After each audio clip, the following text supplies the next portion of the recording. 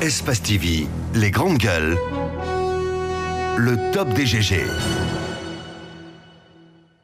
Dans ce studio. Vos réactions, évidemment, un peu plus tard, nous allons faire lecture dans ce studio. Mon cher... oui, allez. Parce qu'il est prêt. Le ministre Gassama Diaby, moi, personnellement, je sens une espèce de lâcher prise. Je crois que le ministre Gassama Diaby, certainement, est fatigué ou il veut plus mener le combat. Lui-même, il le dit. Hein, mais tu vas pas parler à sa place, quand même. Non, mais je dis, je crois. Ouais. Je crois, mais ce sont ses paroles qui le disent. Lui-même, il dit qu'il ne veut plus porter tous les problèmes de ce pays. Alors, moi, la question que je me pose, c'est qu'en tant que responsable à un tel niveau du pays, chargé quand même de faire la promotion de la citoyenneté, de la démocratie, du respect des droits de l'homme, etc., je pense que ce discours-là, c'est un discours, pour ma foi, qui a un discours qui dit de la fatigue de l'homme vis-à-vis des difficultés auxquelles il fait face. Est-ce que c'est la victoire de ses ennemis? Si, l'avenir nous dira. Ouais, oui. Allez-y, Mafoudia. Alors, c'est carrément à écouter le ministre Gassama, c'est l'ordre en inverse. C'est-à-dire, c'est le ministre, mais il accepte que lui, on lui dise quoi faire pour la CENACIP, alors que c'est lui qui est censé porter le projet. Assez d'incohérence, c'est compliqué. Donc, je ne sais pas même ce sera quoi le contenu pour la dernière semaine, mais attendez-vous à ce que ça soit moins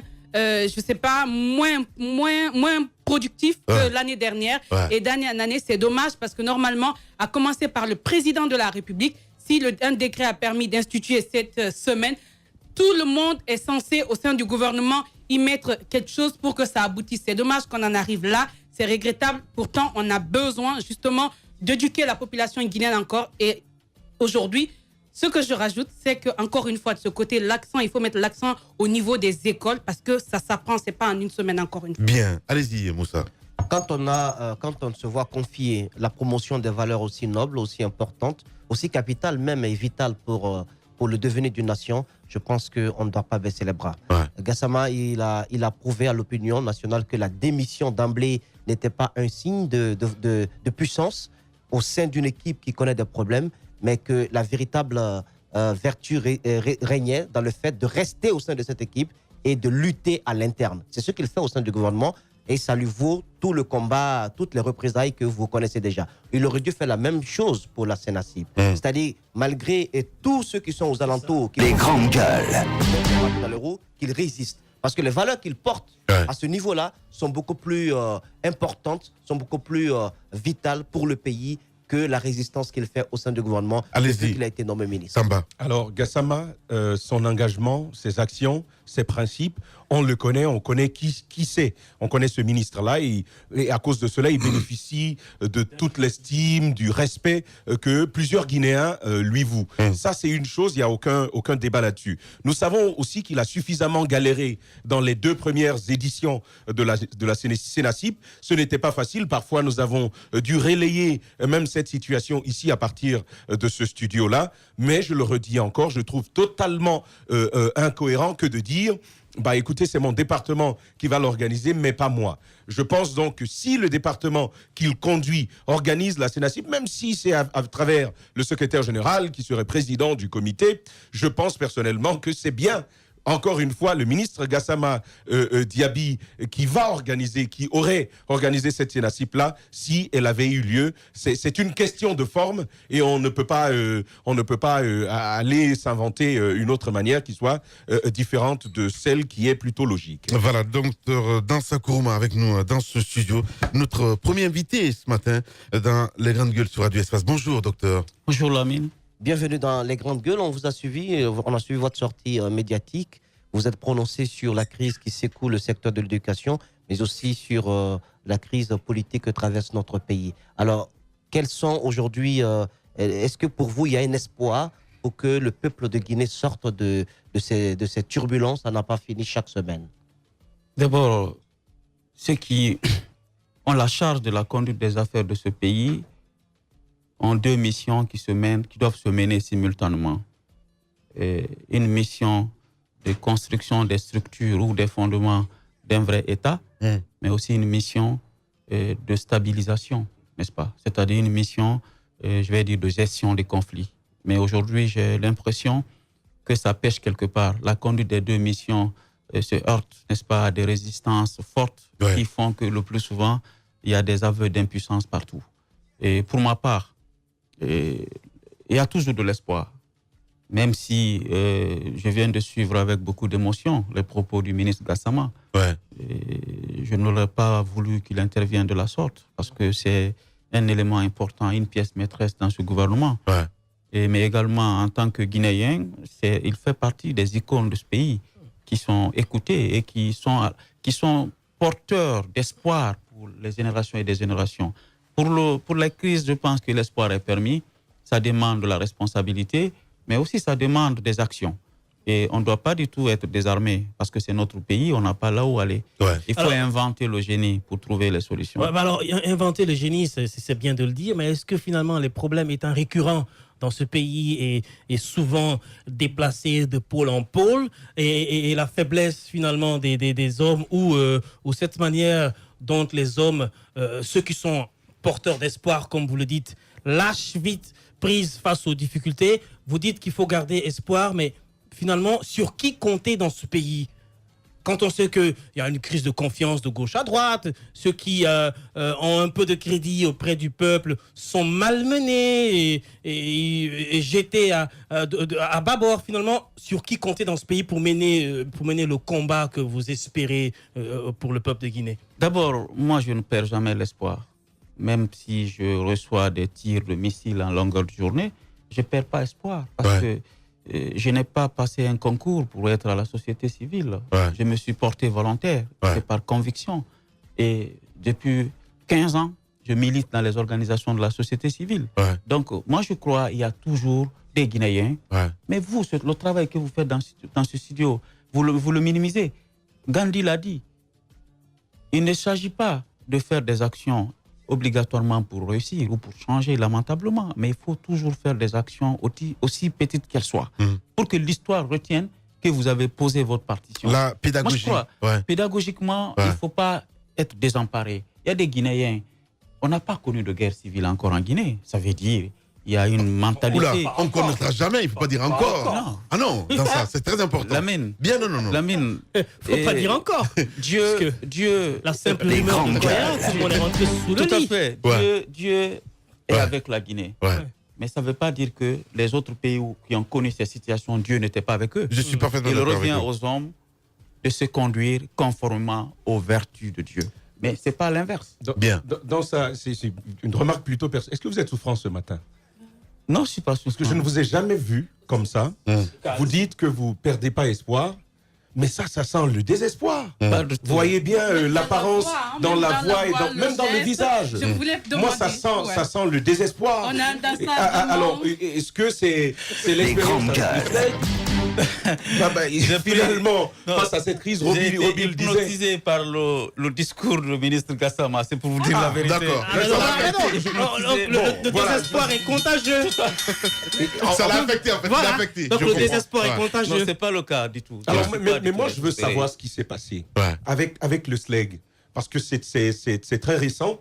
Et est-ce que vous êtes improvisé une réunion comme ça, sans rencontre préalable avec le SLEG, tel que cela a été entendu du côté donc, de l'entité syndicale, ou est-ce qu'il y a eu malentendu? Je veux bien comprendre comment est-ce qu'on en est arrivé là, parce qu'on vous a quand même traité de très accointant avec le pouvoir d'Alpha Condé. Ouais. Écoutez, je n'ai pas de souci qu'une personne ou un groupe de personnes me classe dans un camp ou dans un autre. Je n'ai pas ce souci-là. Moi, je vis avec une conviction. Je gère une organisation de plus de 5000 associations, dont 250 000 personnes qui me font confiance. J'agis en leur nom. Le jour que je n'ai pas la confiance de la base du CNOX, je serai vulnérable à toutes sortes d'attaques extérieures. Pour l'instant, j'ai cette confiance. Mais comment comprenez-vous ces attaques-là? Pour le cas du SLEG, je reviens là-dessus. Lamine, quel est le Guinéen qui se bat pour ce pays, qui n'a pas été attaqué, qui n'a pas été classé contre son gré? Il y en a? Non, il y en a Mais pas. vous qui êtes dans ce studio, en longueur de journée, on entend des choses. Je ne suis pas affecté par ça. Alors, par contre, le cas du SLEG, ce n'est pas une rencontre improvisée. Depuis la première crise, j'ai des relations personnelles avec beaucoup de membres du exécutif du SLEG. Mais le SLEG est une organisation syndicale fondatrice du CNOX. Le SLEG était représenté à l'Assemblée générale constitutif du CNOX en 2002. Ça veut dire quoi?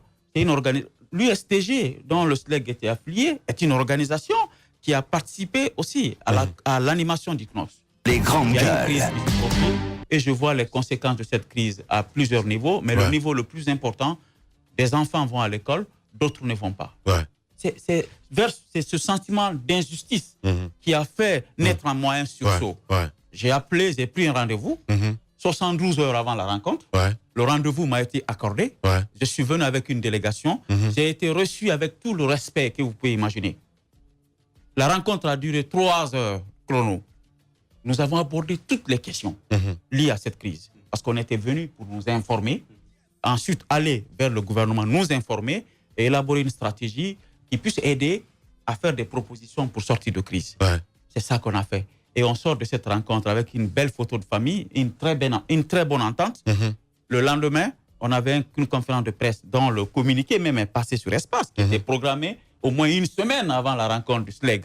On a estimé, comme on devrait se prononcer sur la situation sociale et politique, on a eu une rencontre importante et on a eu des éléments qui devaient nous obliger à aller rencontrer l'autre partie. On dit on décale la conférence de presse de 11h à 15h.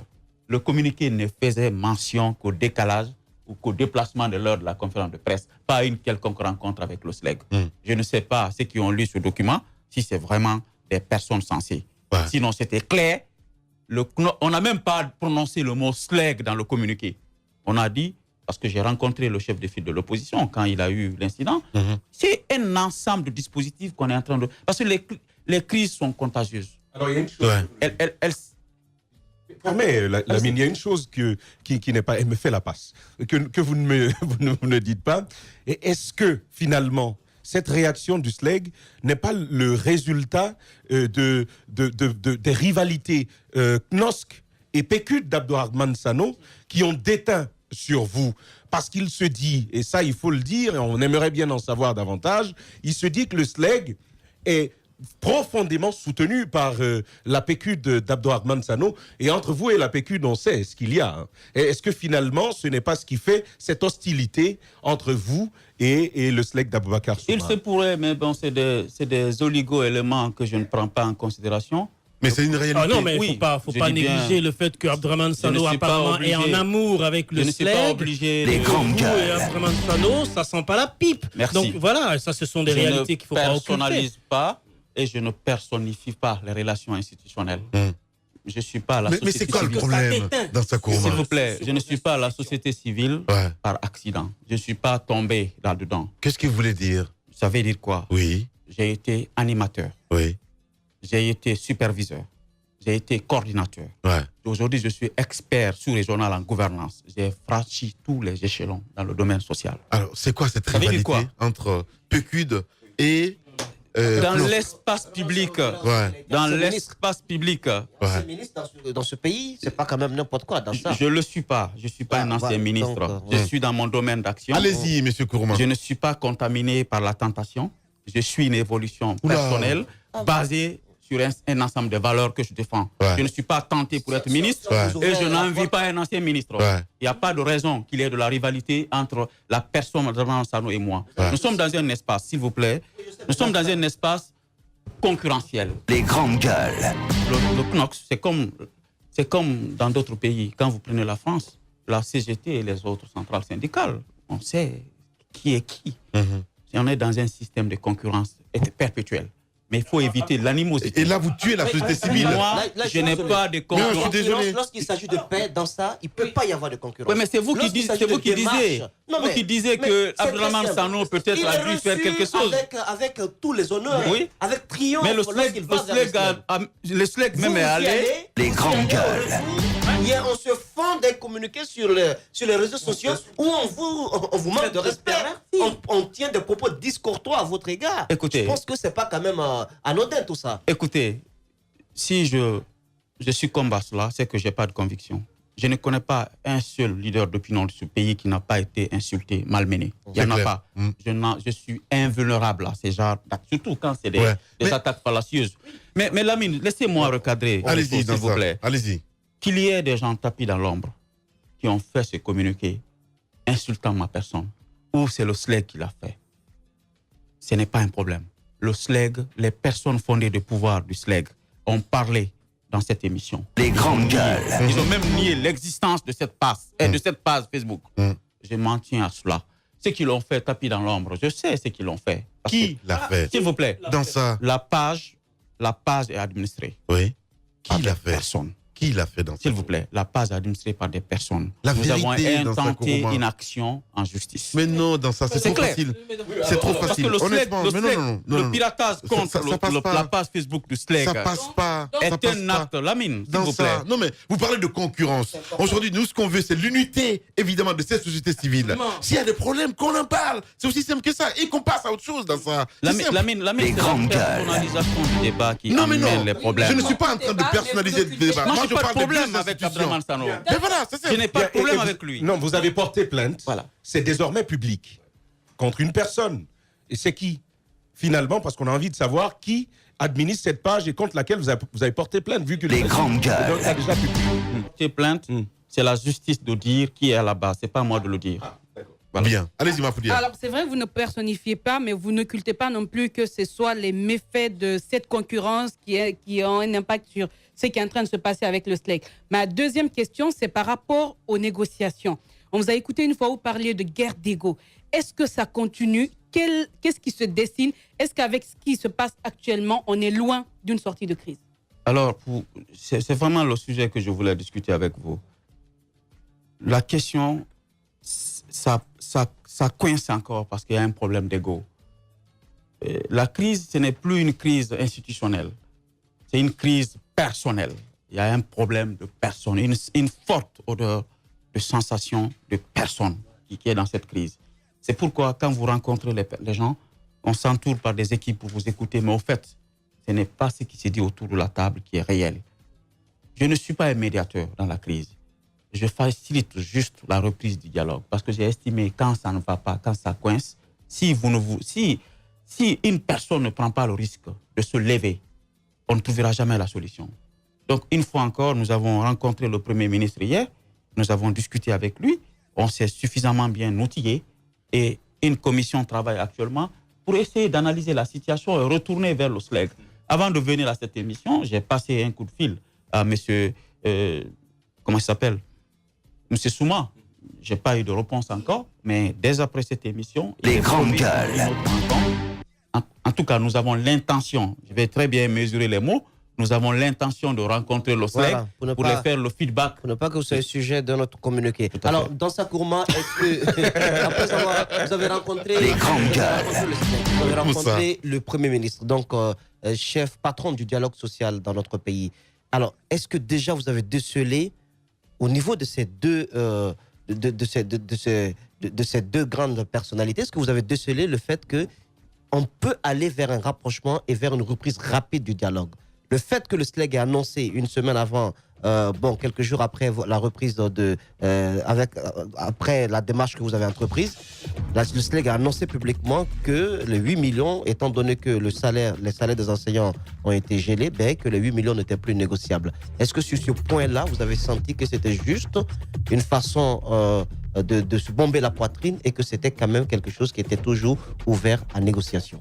J'ai l'impression, c'est une conviction personnelle, et les 8 millions sont bel et bien négociables.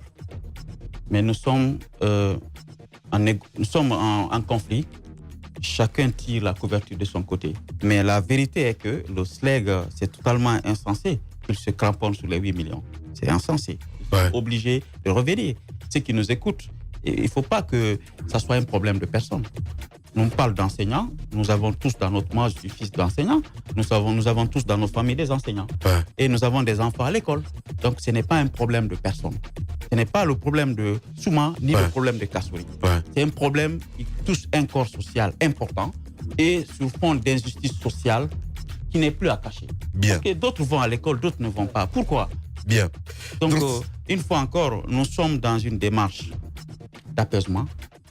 Il faut que les pères de famille, les parents d'élèves accompagnent ce processus d'apaisement. Et je demande aux membres du SLEG, naturellement, de mettre la balle à terre, d'accepter de sortir gagnant dans cette revendication. Et gagnant, ça ne veut pas dire obtenir ou pas les 8 millions, c'est poser un acte dans le sens de l'amélioration des conditions de vie et de travail des enseignants. C'est Voilà. ça la victoire. Docteur Dansakourma, merci beaucoup d'être passé chez les Grandes Gueules. Merci. Voilà. Espace TV, les grandes gueules. Le top des GG. On a donc notre invité dans ce studio qui n'est autre que Monsieur Eli Kamano. Eli, bonjour et bienvenue chez toi. Bonjour, Voilà. Lamine. Bienvenue chez les Grandes Gueules. Merci. Le reggaeman qui est dans ce studio, habillé, je pense, de façon assez clinquante, avec son bâton de prophète du reggae sûrement. Et il va nous parler de paix ce matin. Le concert non programmé avec Takana Zion.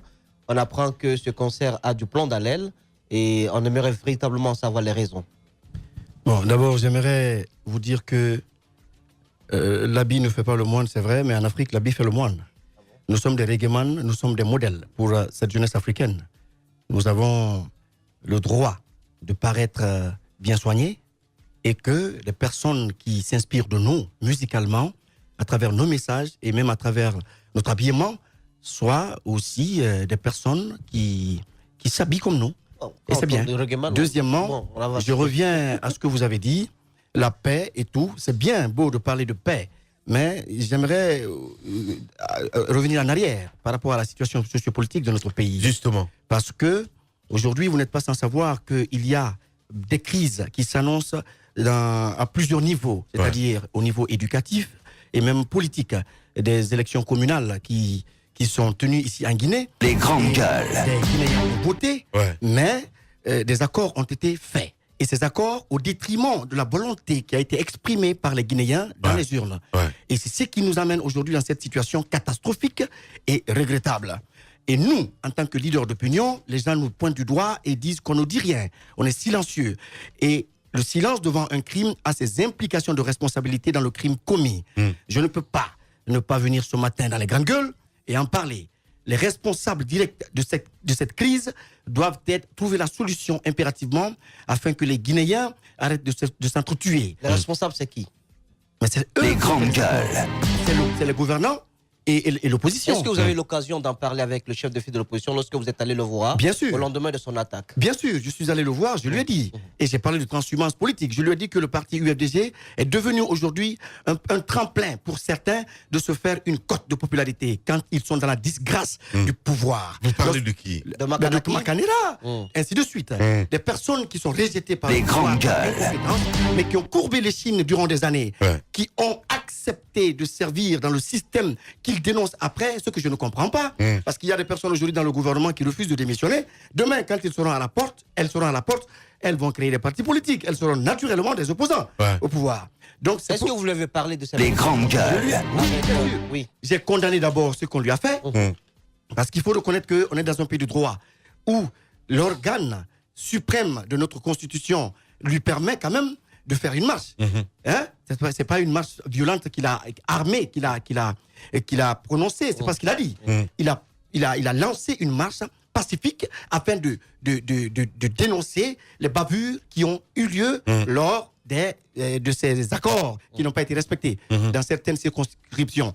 Donc je pense qu'il est bien d'aller le soutenir, il est bien d'aller lui dire que les Guinéens sont en train de regarder ce qui se passe aujourd'hui et que l'histoire est têtue et qu'elle retient toutes les personnes qui sont en train aujourd'hui de commettre des bavures dans notre pays et qu'elle pourra les rattraper dans l'avenir. La solution pour toi, Eli Kamano? La solution, c'est de laisser les personnes épris de justice faire des manifestations. Je ne vois pas de raison pour lesquelles, la preuve en est que les forces sociales, bien vrai qu'elles n'existent plus, à mon avis, ont réussi à faire une manifestation, une marche pacifique ici, où il n'y a pas eu de casse. Donc, ça veut dire que nous sommes une jeunesse civilisée. Nous avons des militants, il y a des militants aussi civilisés. Mais j'ai l'impression qu'on a envie de faire passer au regard et aux yeux du monde que des militants de certains partis politiques ici sont des militants violents, des militants qui s'attaquent au bien public. Donc moi, je pense que la solution... Les militants de manière générale ne sont pas violents, ce n'est pas ce que nous disons. Mais ce que nous disons, c'est que chaque fois qu'il y a manifestation, il y a aussi des débordements. Votre regard, vous qui êtes observateur de la scène publique guinéenne, devait quand même convenir de cet accord-là. Pour reconnaître tout simplement qu'il y a aussi de la violence qui émaille chaque fois qu'il y a des manifestations. Des biens privés, des biens personnels sont détruits, des personnes sont attaquées. Il y a cela tout le temps. Les grandes gueules. Votre responsabilité, c'est de prêcher aux deux chapelles. Est-ce que cela, vous le faites suffisamment, Élie? Mais nous le faisons. C'est ce que moi je fais particulièrement. Est-ce qu'on ne m'appelle pas en Guinée l'homme de la paix, l'artiste de la paix? 90% de mes morceaux sont dédiés à la paix, à la sensibilisation. C'est ce que je fais. Mais je n'ai pas le monopole et le contrôle des actions posées par des militants parce que je ne suis pas leur leader direct. Je suis un leader de jeunes. Et la jeunesse, c'est l'ensemble de toutes les personnes qui constituent les différents partis politiques. Mais ce que j'aimerais dire, c'est que moi, mon action envers Cellou Dalein Diallo, la visite que je l'ai rendue, c'est pour lui dire que nous voyons bien vrai qu'il y ait des débordements par-ci par-là, mais nous voyons quand même ce qui se passe et nous sommes témoins. Donc ça, ce n'est pas exclu, ça c'est en tant que citoyen. Alors, d'autres points de solutions. Est-ce que tu l'as bien dit, hein, Élie, je me permets de te tutoyer parce que c'est comme ça.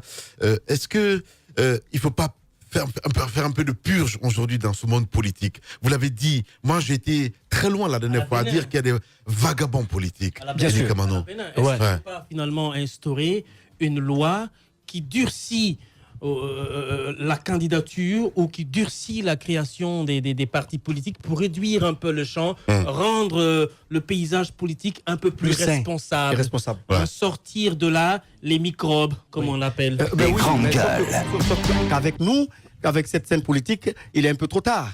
Parce que s'il faut les sortir, il va falloir... Au Bénin, c'était la même chose, sauf que le président Talon a tapé du poing sur la table. Il a même été durement critiqué pour ça, mais le résultat est là aujourd'hui. Les partis politiques qui sont cette espèce de verre dans le fruit sont en train d'en disparaître petit à petit, et finalement la scène politique devient de plus en plus saine et de plus en plus responsable. Le problème chez nous, c'est pas au niveau des petits partis politiques, c'est au niveau justement des personnes de renom, des personnes connues. Les grandes gueules. Makanera n'est plus à présenter dans ce pays. Qui créent les partis et qui en prennent d'autres, qui en font leur propriété privée. C'est vrai, exact. Voilà. Je suis d'accord. Allez-y, ma Foulia. Alors, on est à une énième crise. Ça fait quand même plusieurs années.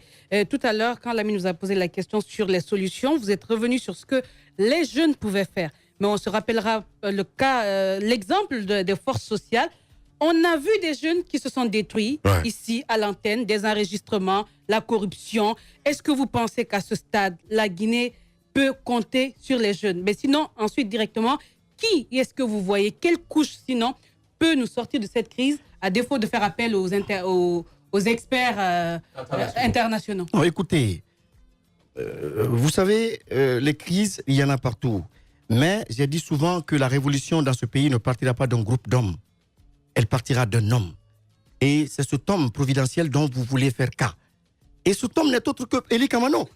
Mais il ne faut pas aller loin, il ne faut pas aller chercher loin. Les grandes gueules. Ne cherchons pas loin. Alors, ne cherchons pas loin, n'allons pas loin. Voilà. Alors, Élie, cette crise, au-delà des violences que l'on observe, l'audace, c'est aussi, donc au-delà des violences, des divisions interethniques. Mais Élie déjà ne se prononce pas sur... Parce que vous aimez parler jeunes, vous êtes jeunes, mais cette jeunesse, on ne peut même pas compter sur elle. Il y a des dérives. Écoutez, il dit que c'est lui la solution. Écoute, non, attention. On a entendu des jeunes qui sont... Les grandes gueules. Non, attendez. Il ne faut pas qu'on rentre dans un combat de leadership ou d'ego. Dans ce pays, le problème au niveau de la jeunesse, pour moi, il est simple. La jeunesse, les citoyens lambda, savent qui sont les leaders dans ce pays. Et la jeunesse activiste, c'est-à-dire entre guillemets, les gens, des intellectuels qui ont été à l'école et qui se disent les grandes gueules par Élie Kamano ou par telle personne, on les connaît aussi. Ça, c'est une guerre de leadership qui a cassé le mouvement qu'on appelle les forces sociales. Maintenant, ce que je m'en veux dire, c'est que, parlant de moi, j'ai passé 21 ans de ma carrière en train de défendre, de protester, de contester et d'apporter des solutions dans ce pays, aux différentes crises qui se sont posées ici. Donc, je ne vois pas la raison pour laquelle la jeunesse irait chercher un guide, un autre leader, à part Élie Kamano. Revenons à la crise scolaire. Pour vous, si la crise, ça ne doit passer que par votre personne. Je n'ai pas dit cela, mais je suis... Je vous donne un exemple. Lorsque j'avais été à Bokeh, je n'ai pas amené un micro avec moi pour chanter. Ce n'était pas une scène que j'ai installée afin que les enfants quittent la rue. Je suis allé parce que j'incarne une valeur, une lutte. Et c'est cette lutte-là... Laissez la jeunesse aller chercher son prophète. ne vous Écoutez-moi. autoproclamez pas. Je ne me suis pas autoproclamé du moment Les grandes gueules. les actions que je me pose me confèrent naturellement le leadership que j'ai. Bon, attendez, on va passer en fait, à la question. là, à une question j'y vais. Permets, Elie Kamano. En fait, là, c'est vraiment un long débat de forme et de théorie. On y reviendra probablement un autre jour. Mais je parlais de cette division interethnique qui a eu au-delà des cas de violence. Désormais, Elie Kamano, vous, mais c'est là que j'en viens. On parle aussi Les grandes gueules. Justement, Mais Elie Kamano, mais laissez-moi Voilà. vous poser la question. Allez-y, Tamba. Votre concert, c'est unir les Guinéens. Oui. C'est bien ça l'objectif. Naturellement. Or, ces différentes violences que l'on a observées Les ont grandes conduit à gueules. davantage de déchirure du tissu social de Guinée. Naturellement. Aujourd'hui, nous apprenons que votre concert a du plomb dans l'aile. Oui. Il est en souffrance. Oui. Pourquoi? Ben parce que la question que tu te poses est la même que je me pose. Parce que je ne peux pas comprendre qu'un concert qui a pour vocation d'unir les jeunes pour une première, ça fait quand même 10 ans que Takana et Elie Kamano se sont engagés dans cette sorte de vendetta. Les grandes gueules. D'adversité. Alors, si aujourd'hui, on a décidé de fumer le calumet de la paix et de donner ce bel exemple à la jeunesse guinéenne, je ne vois pas pourquoi ça ne pourrait pas être un tremplin. Ça ne pourrait pas être une occasion pour les autorités de la Guinée. Pour les caméras, pour les appareils photo, où vous ferez une paix Écoutez. pour qu'elles puissent réjaillir également sur Nous ferons- la scène politique et sociale. Vous savez, Oui. les paix que nous avions l'habitude de faire, on les faisait soit par intermédiaire de radio, d'émissions, mais cette fois-ci, c'est une paix qui nous a conduit à faire une conférence de presse et qui nous a conduit à faire des panneaux et qui va nous conduire à faire un concert main dans la main. Ça ne s'est jamais fait. Alors, je ne pourrais pas aller sur scène avec Takana Zion aux yeux, aux vues, au regard des Guinéens et après aller contre ce même Takana Zion sur quelques... Alors, Qu'est-ce qui se pourquoi passe il y a des avec la difficultés préparation au de ce stade du 28 concert? septembre? Des Voilà. difficultés au stade du 28 septembre Oui. sont liées quand même aux différents matchs qui doivent se faire là-bas. Ok. Ça, on peut le comprendre. Ouais. Mais la décision émanant... Elie. Non, c'est ce qui m'a été rapporté. Ouais. Mais la décision... Attention, Lamine, il y a deux décisions. Ok. La première Les grandes décision gueules. est d'annuler le concert. Ouais. La deuxième décision... Pourquoi annuler le Attendez, concert? Ouais. parce que ça ne les arrange pas. Ça n'arrange pas qui, Elie Kamano? Mais ça n'arrange pas le président. Ah ben voilà. Bien. Mais comment ça ne l'arrange pas? Parce que c'est un concert pour la paix. En quoi est-ce que ça n'arrange pas le président de la Notre République? volonté a été tellement ardente, Takana et moi, qu'on est allé jusqu'au point d'envoyer des messages, de supplier même. C'est une première lorsque je vous entends dire que est-ce que c'est pas une paix devant les caméras? Les grandes gueules. En commun accord avec lui, on a fait des actions, on a fait des choses qu'on n'avait jamais eu à faire dans le passé. Non, avec Takana, dans le but d'accepter, dans le but que les autorités acceptent que le concert se fasse. Et ce concert, nous sommes sûrs que nous pouvons regrouper plus de 100 000 Oui, mais jeunes. nous, on n'a pas, autour de nous. moi, je ne comprends pas trop l'aspect quand vous dites que le président, ce n'est pas dans l'intérêt du président que vous teniez un concert autour duquel vous rassemblez toute C'est la ce que jeunesse, nous ne comprenons pas. la jeunesse guinéenne. Est-ce que des raisons officieuses ou des raisons officielles vous ont été évoquées directement? Très bien. Aucune raison Sur ne m'a base de été- quel argument vous dites que ce n'est pas dans La l'intérêt du première président? raison, celle que je connais, qui est officielle d'ailleurs, et dont le communiqué a été fait par la direction du stade et par l'agence guinéenne de spectacle, c'est celle de ne pas pouvoir tenir le concert parce qu'il y a un match du Sili qui doit se tenir et derrière, il y a les autres catégories qui doivent aussi faire des matchs au stade. Donc, pour ne pas endommager avec le public que nous allons drainer, pour ne pas endommager la pelouse, et ainsi de suite. Donc, ils ont fait le communiqué et ils nous ont fait savoir. Ce n'est pas ça notre problème. Notre problème, nous pouvons bien délocaliser notre concert. Ok. Mais le problème, Ouais. très bien, on parlait par exemple. Mais le problème, aujourd'hui, ce concert, il est devenu politique. Oui, c'est politique parce que on l'a empêché. On l'a empêché parce que on estime que Elie Kamano Takana, peut-être sur la scène, pourrait tenir des propos à l'encontre du système. Nous ne sommes pas dans cette optique. Nous sommes dans l'optique d'unir les Guinéens qui ont vu d'abord deux Guinéens, deux icônes en train de se faire la guerre et unis autour d'une scène. Et c'est ça la première préoccupation de Elie Kamano de Takana et l'objectif visé. Bien. Allez, on a que 5 minutes, Oui, Moussa, ça allez-y. c'est surréaliste quand même parce que à l'origine de cette belle initiative, de cette paix des braves, j'ai vu quand même le ministre du pétrole, Zakario Koulibaly, qui est quand membre même membre influent du du gouvernement. gouvernement. Alors Nous je comprends pas, reviendrons. ça contraste là, Nous, Elie Kamano. Des choses m'ont été révélées. Nous reviendrons là-dessus. Est-ce que vous avez discuté avec lui, le ministre qui était un peu à l'origine de l'organisation de ce concert? Il vous a dit quoi? Nous avons discuté avec presque toutes les autorités, à part le président de la République. C'est qui nous a été... On nous a fait savoir. Le ministre, vous l'avez dit, c'est lui qui a eu cette idée, cette initiative. C'était une belle initiative. Quel ministre? Bantama? Koulibaly. Quel Koulibaly? Pas Bantama. Ah pardon, ok. Et son initiative, c'était Bantama, il a des initiatives politiques. Non, attention, c'est pas politique. Les grandes gueules. Ah, ok. D'abord, il faut qu'on recadre les choses. Oui. Koulibaly ne nous avait pas appelé pour un concert. Il nous avait juste appelé parce qu'il a vu en face de lui un frère qui est à Cana et Eli Kamano qui ne s'entendent pas. Donc il s'est dit non, c'est pas possible. Il nous a mis ensemble autour d'un verre. On a fait la paix. Et il nous a dit vous pouvez bien faire les choses ensemble. C'est ainsi que Takana et moi avions décidé de faire ce concert. C'est tout. Bien. Donc à l'origine, c'est pas Koulibaly qui a décidé qu'on fasse le concert. Ok. Voilà. Bien, au moins c'est clair. Eli Kamano avec nous dans ce studio. Eli, cette caméra vous appartient. Si vous avez un message évidemment à cette jeunesse de Guinée qui vous écoute à la radio, qui vous regarde du côté de Youmou, entre autres. D'accord. D'abord, le premier message que je vais lancer, c'est dire aux autorités, au gouvernement, au président, de recevoir M. Aboubakar Souma et son équipe afin qu'on sorte de cette crise. Je l'avais dit la première fois. Nous ne voulons pas nous engager dans un ensemble. Parce que forcément, s'il y a crise, s'il y a blocage, il y aura des ramifications autour de lui. Et s'il y a des ramifications des leaders comme nous, ça va faire très mal. Nous voulons que les enfants reprennent le chemin de l'école. Parce que le socle du développement, de l'émergence d'un pays, d'un peuple ne peut passer que par l'éducation. Il y a un penseur qui disait que lorsqu'on veut faire la guerre à un peuple, il faut tout simplement s'attaquer à son éducation et la détruire. C'est ce qui est en train de se passer dans notre pays. Nous ne pouvons pas cautionner aujourd'hui qu'au niveau des institutions nationales et internationales, que les Guinéens ne soient pas représentatifs. Ce n'est pas possible. C'est parce qu'on n'a pas d'élite. Il n'y a pas de ressources humaines. Donc nous voulons, et c'est un message que nous lançons. Et le message, s'il n'est pas entendu, nous allons passer par d'autres moyens. Mais le concert, nous estimons que le concert aura lieu pour le bien-être et pour le bien de tout le peuple de Guinée et aussi de la jeunesse guinéenne. Voilà. C'est le message que j'ai apporté à la Guinée. Merci beaucoup. Merci à vous. Eli Kamano d'être passé chez les grandes gueules, mesdames et messieurs. La suite dans un instant. Espace TV, les grandes gueules. Le top des GG. Monsieur Seni Silla, bonjour. Bonjour, monsieur. Bienvenue chez les grandes gueules sur Radio Espace. Vous êtes le conseiller du ministre de l'Éducation nationale, de l'alphabétisation en charge des questions pédagogiques. Alors, une question bien simple. Depuis quelque temps, les fonctionnaires, enseignants titulaires, affiliés au SLEG, sont en grève. Les lignes ne bougent pas.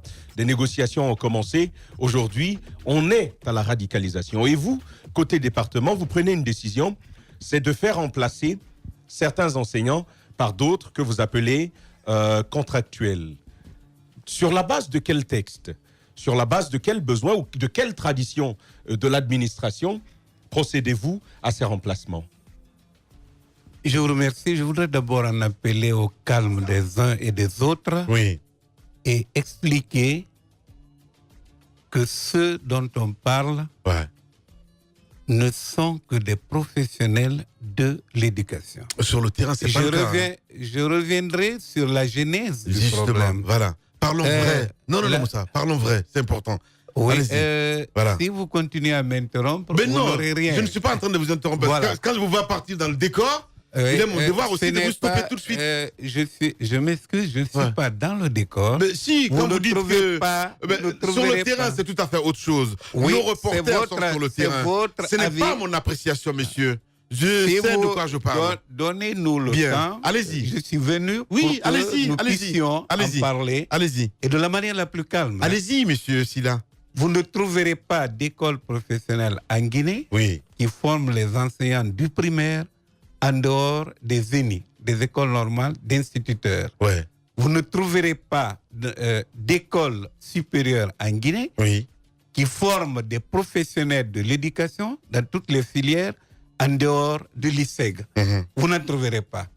Quand on recrute des enseignants dans le vivier des certifiés, des ENI est dans le vivier des certifiés de l'ISEG, et qu'on me dise que ce sont des personnes qu'on a ramassées dans la rue, je le regrette. Je dis que alors, nous les critères, alors le débat, le problème, là n'était pas la question. La question, vous m'avez demandé qu'est-ce qui a amené à cela. Voilà, non, pas cela, on comprend bien. La question, c'est pourquoi les remplacer et sur la base de quelle loi ou de quelle pratique administrative. Eh bien, ces contractuels avaient été au préalable engagés avant la crise, plutôt du point de vue de leur programmation. Et ça, c'est un rôle qui revient de droit au ministère de l'Éducation nationale et de l'alphabétisation. Situation de classe ? Non, j'ai dit que la perspective, et je le précise, de prendre ces contractuels cette année était déjà actée. Parce qu'on a tenu d'abord des assises au niveau préfectoral, au niveau régional et au niveau national. Et qu'avant tout cela, il y avait un programme de remise à niveau des enseignants. Et dans ce programme de remise à niveau, soit dit en passant, aujourd'hui nous avons plus de 52% de ceux qui enseignent et qui ne sont pas des professionnels de l'éducation.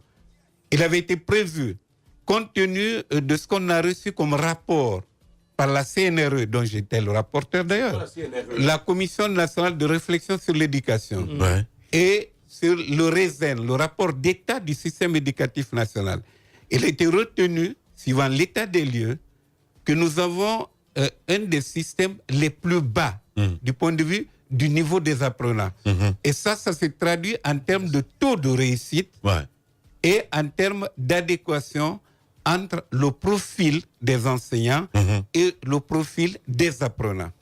Et l'une des causes de cette désarticulation, c'est que nous avons des gens qui enseignent et qui ne sont pas des professionnels de l'éducation. Et donc, il avait été acté par le Comité national de pilotage de l'éducation que des contractuels soient engagés, mais pas n'importe comment, que ce soit des professionnels certifiés de l'éducation, qu'ils soient engagés pour que quand le processus de remise à niveau serait arrivé, que ces contractuels soient des suppléants en attendant que l'on puisse remettre à niveau les enseignants qui sont actuellement dans le système et qui n'ont pas le niveau. Alors donc l'occasion était bonne à la faveur de cette grève du SLEG, de faire remplacer les enseignants que vous traitez d'enseignants grévistes par les contractuels que vous avez envoyés, ce qui est complètement en contradiction avec le programme que vous étaliez tout à l'heure là. C'était un programme à long terme qui devait respecter un certain nombre de principes, c'est-à-dire lors de la mise à niveau des enseignants titulaires, les enseignants contractuels se devaient de les remplacer. Sauf que vous avez fait l'inverse. Vous avez profité de cette grève du SLEG et donc faire remplacer les enseignants qui sont... Permettez-moi de ma question. Faire remplacer les enseignants qui sont dans SLEG et qui ont décidé de poursuivre avec rigueur le mot d'ordre de grève. Est-ce que c'était la meilleure pratique? Et c'était le meilleur moment? D'abord, votre hypothèse, je ne la partage pas du tout. C'est votre avis. La réalité est là. Les grandes gueules. Oui, mais la réalité est là. Vous avez un problème. J'ai pris le temps de vous écouter, de poser vos les grandes gueules. Vous ne vous accordez pas le minimum de temps pour me suivre. Parce qu'on n'a pas le temps. C'est aussi simple. Ah oui, d'accord. Voilà. Bon, allez-y. Moi aussi. Mais ce que je voudrais vous dire, c'est que je ne partage pas votre hypothèse pour la simple et bonne raison que le rôle régalien de l'école, de l'enseignant à l'école, c'est d'assurer les cours. Vous revenez à ce mot d'ordre de grève. J'aurais pu en parler, mais ce n'est pas là la question. Parce que les écoles ne peuvent pas vaquer. Il y avait un programme qui était préétabli. Les écoles ne peuvent pas vaquer. L'année dernière déjà, on a eu des problèmes du point de vue de l'achèvement de l'année scolaire, du fait des perturbations liées à des crises et à des grèves. Cette année, quand on démarre avec les mêmes choses, on a dit, en attendant, puisqu'on ne peut pas former ceux qui sont en grève, mais s'il y a des professionnels que l'on peut tester sur le terrain que l'on peut envoyer en classe, mais on le fait pour ne pas que les cours cessent. Bien. L'école n'est pas comme n'importe quel service. Mais ça, on le sait justement. C'est pour ça qu'on a envie de comprendre. Monsieur Sylla Seni, il faut le rappeler, un conseiller du ministre de l'Éducation nationale, notre invité ce matin. Monsieur Sylla, si la proposition qui a été celle de prendre ces contractuels avait permis de calmer un peu les nerfs et de combler les trous au niveau des différentes écoles, j'aurais bien pu comprendre, mais vous allez quand même reconnaître ce matin que le constat sur le terrain, c'est bien que ces contractuels n'arrivent pas à combler le trou de l'absence de ces enseignants. Les grandes gueules. Il y a à maints endroits où ces enseignants contractuels ne sont pas du tout présents. Et à certains endroits, les élèves, vous les avez vus dans la rue, mettent donc en cause le niveau de certains enseignants contractuels. La deuxième question, monsieur Sylla, non, c'est deux. Ça va être un peu compliqué parce que vous êtes pédagogique. Allez-y, oui. C'est aussi simple que cela. Quand vous dites, quand il y a une campagne de dénigrement de ces enseignants, dès le départ, ça pose problème. Et il y a eu une campagne de dénigrement. Sinon, on ne peut pas trouver, et j'insiste là-dessus, de professionnels au niveau du primaire en dehors des ENI. Ça, j'insiste là-dessus. On ne peut pas trouver de professionnels au niveau du secondaire mieux qualifiés que ceux qui ont fait l'ISEG. Et ceux qui ont fait l'ISEG, ce sont des gens qui ont eu le baccalauréat et qui ont fait 4 années les grandes gueules. Que l'on prépare des jeunes. J'ai suivi les différentes émissions. Des jeunes dont on ne répond même pas du statut. Rien ne prouve que c'est des lycéens. Qui ne savent même pas s'exprimer. Donc pour vous, il y a de la manipulation. Il y a... Non, mais ce n'est pas moi. C'est un constat de fait. Ce n'est pas moi qui le dis. Votre constat, parce que moi, je me réfère à quoi exactement? Parce que moi, je vous ai dit tout à l'heure, Monsieur Sylla, quand je voquais tout à l'heure en début d'émission par rapport à ces contractuels, Moussa Sylla est le directeur de la chaîne Espace TV. Il a des reporters sur le terrain. La dernière fois, on a suivi un reportage dans le journal d'Espace TV où on nous dit carrément que le monsieur qui était en situation de classe était un communicant du RPG Arc-en-Ciel. Comment expliquez-vous cela? C'est juste pas normal. Je veux pas comprendre cela qu'on puisse se peindre en blanc, c'est qui est noir. Non, mais c'est pas possible. Je vous remercie de votre question.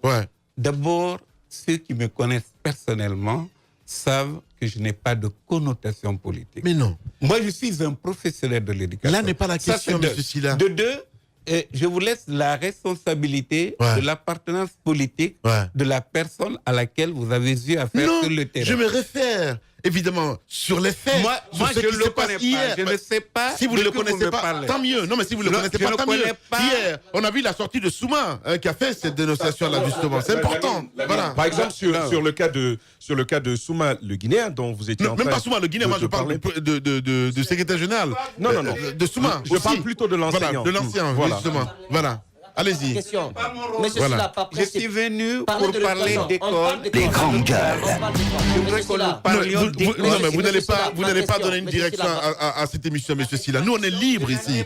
On est libre ici, monsieur Sylla. Voilà, c'est aussi simple que ça. Allez-y, Moussa. Allez-y.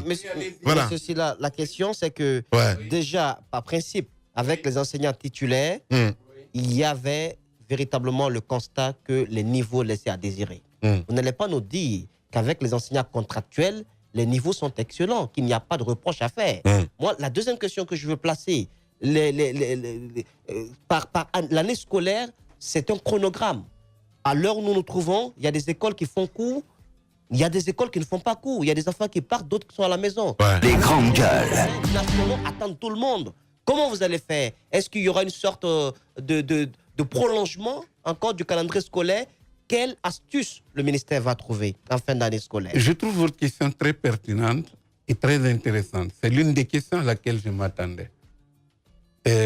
D'abord, je vous remercie du constat que vous faites en me disant que l'année scolaire obéit à un calendrier.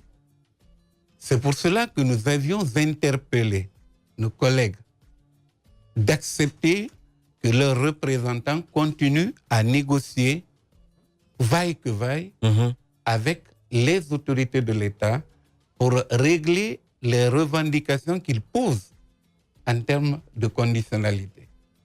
Nous le leur avons dit. Nous avons insisté dessus. Quand l'État dit nous n'avons pas la possibilité de vous payer les 8 millions, oui, mais nous pouvons discuter des autres ingrédients, des accessoires de solde, nous avons dit accepter de négocier et accepter, c'est le seul préalable qu'on vous demande, que parallèlement, les cours continuent. C'est cela notre leitmotiv. Deuxièmement, je n'ai jamais affirmé que les contractuels étaient meilleurs que les titulaires. J'ai dit plutôt qu'il y a des préoccupations liées à l'existence au sein du vivier des enseignants actuels, de non-professionnels de l'éducation qui enseignent. Nous avons fait les 3 dernières années les grandes gueules, des inspections autour de ces enseignants et nous avons aujourd'hui le répertoire de ceux qui ont eu en deçà de 10 sur 20. Il s'agit de cette masse critique qu'on devait prendre en charge s'il n'y avait pas eu cette crise. Et les contractuels qui sont actuellement là, on ne leur étale pas un tapis rouge. Nous devions, en principe, si il n'y avait pas eu de crise, il devait avoir des tuteurs. C'est la tutelle qu'on demande. Parce qu'au niveau des directions préfectorales de l'éducation, c'est un tutorat. Voilà. Comme cela se passe. Je vous parle... une expérience graduelle. Graduelle, je parle parce que je suis un certifié, je suis un inspecteur de l'enseignement. Bien. En dehors de mes fonctions actuelles. Et je continue à donner mes cours en dépit de mes fonctions à l'ISEG. Bon, et donc, il y avait ce phénomène de tutorat n'a pas été exclu. Parce qu'il y a un corps de contrôleurs pédagogiques dans les directions préfectorales et communales de l'éducation. Il y a un corps de contrôleurs pédagogiques dans les inspections régionales. Et il y a le vivier des inspecteurs disciplinaires au niveau national, au niveau de l'inspection générale. Donc, il y a tout un programme qui doit être déroulé, qui devait être déroulé. Hein? Et nous continuons à prêcher le dialogue. Nous continuons à demander, parce que personne ne peut se donner le luxe de rejeter un corps d'enseignants à 100%. Nous prêchons pour que, pendant que ceux qui veulent négocier, négocient, que ceux qui doivent enseigner acceptent d'aller en classe. C'est ça notre Alors, vous parlez de manipulation, c'est important. Je n'ai jamais utilisé ce mot. J'ai dit que je constate certaines manières de faire qui ne sont pas les bonnes. Si vous lisez, je crois que vous avez accès aux réseaux sociaux, vous lisez tous les pamphlets qu'ils font, des écrits à caractère violent, agressif, injurieux et toujours polémique. Il est dit que ceux qui enseignent, c'est des titulaires qui acceptent d'aller en classe, ils sont qualifiés de traîtres par d'autres. Ça ne se doit pas dans un pays. Mais justement, alors qu'est-ce qui se passe? Ce qui se passe, c'est que nous sommes en train de mettre ensemble 2 choses.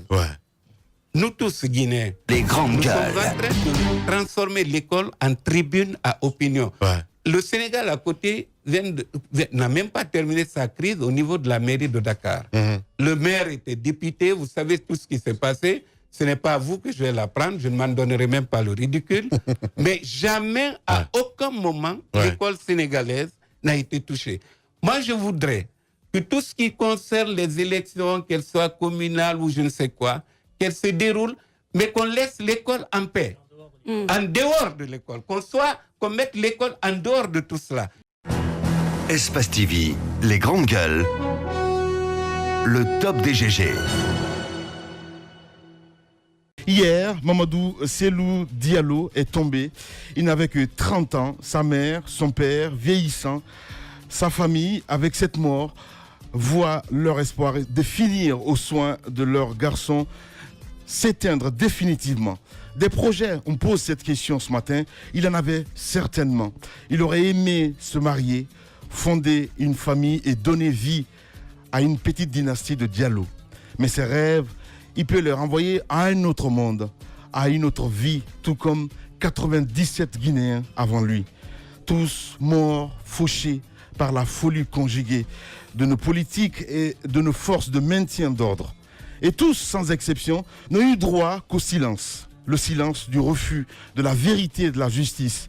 Comme à des misérables damnés de la patrie, la société guinéenne leur a refusé la lumière et le soulagement de la justice.